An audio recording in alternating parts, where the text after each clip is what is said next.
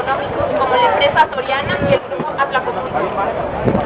Los principales medios de comunicación como son Televisa, TV Azteca y Milenio y las instituciones del Estado que supuestamente deberían velar por la democracia, como el IFE y los gobiernos estatales que movieron sus recursos a favor del PRI. El fraude electoral, que no es solamente contra un candidato o contra un proyecto, es solo un eslabón en una cadena de imposición que defrauda la voluntad popular en México.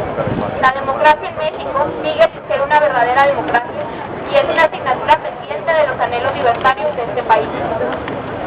Enrique Peña Nieto no debe ser presidente de México, porque el proceso electoral en el que supuestamente fue votado mayoritariamente no fue limpio, libre y pacífico. No solamente eso, estamos convencidos de que el proyecto que representa Enrique Peña Nieto es profundamente antipopular, traerá más violencia, ignorancia y miseria al pueblo mexicano.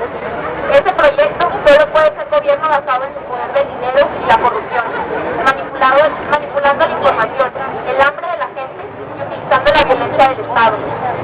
En el movimiento Yo Soy 132 Juárez, seguimos el principio general acordado nacionalmente de mantenernos como un movimiento apartidista, que no apoya ningún candidato o partido, pero también desde el principio hemos sido claros, señalando que en este movimiento no es apolítico y es plural. Desde la soberanía de nuestra asamblea en Ciudad Juárez, reafirmamos nuestro compromiso de construir solidariamente un frente de lucha democrático con todas aquellas personas, colectivos y organizaciones que se oponen al proceso de imposición presidencial. Llamamos a seguir manifestándonos pacíficamente en las calles, en las plazas públicas, frente a las instalaciones de las clases electoras y en las oficinas de gobierno, mientras construimos juntos un plan de lucha nacional que ya se viene avanzando en todo el país. Tenemos derecho a la libre expresión y a la libre manifestación, así que rechazamos a cualquier intento de represión contra el movimiento anti-imposición. El gobierno está para servir al pueblo y el pueblo tiene la palabra cuando sus instituciones se han corrompido.